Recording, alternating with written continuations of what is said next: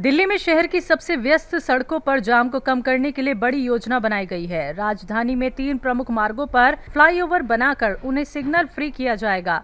ये मार्ग हैं आश्रम से बदरपुर, मेहरौली से गुड़गांव और पंजाबी बाग से टीकरी रोड। केंद्रीय सड़क परिवहन और राजमार्ग मंत्रालय ने बताया कि इन मार्गों पर अब सफर करने में बहुत समय लगता है।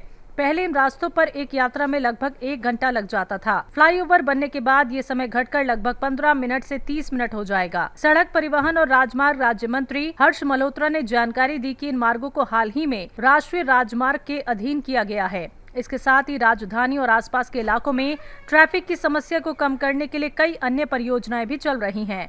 गुड़गांव से दिल्ली आते समय एयरपोर्ट के पास अक्सर लंबा जाम लगता है। इसे कम करने के लिए शिव मूर्ति से नेल्सन मंडेला मार्ग तक 5 किलोमीटर लंबी सुरंग का निर्माण शुरू किया गया है। इस परियोजना की लागत लगभग 3500 करोड़ रुपए है। इसके अलावा दिल्ली मुंबई एक्सप्रेसवे से जोड़ने के लिए DND से फरीदाबाद तक एलिवेटेड रोड का निर्माण भी योजना में है। इसे लगभग 6 महीने में शुरू करने की उम्मीद है। इस परियोजना के पूरा होने के बाद राजधानी और आसपास के क्षेत्रों में ट्रैफिक की समस्या काफी हद तक कम हो जाएगी। इसके साथ ही दिल्ली देहरादून एक्सप्रेसवे का उद्घाटन भी अगले कुछ दिनों में होने वाला है। यह एक्सप्रेसवे राजधानी को उत्तर भारत के अन्य हिस्सों से जोड़ने में मदद करेगा और लंबी दूरी की यात्रा आसान बनाएगा। इन सभी परियोजनाओं का मुख्य उद्देश्य शहर में जाम कम करना और सफर को तेज बनाना है।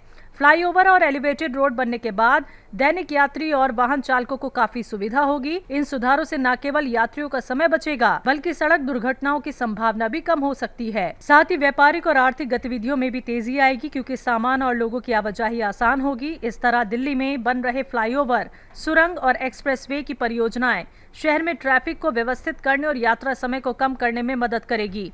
आने वाले समय में इन परियोजनाओं के पूरा होने से राजधानी में यात्रा और जीवन आसान और सुगम हो जाएगा। Subscribe now and press the bell icon. Never miss an update.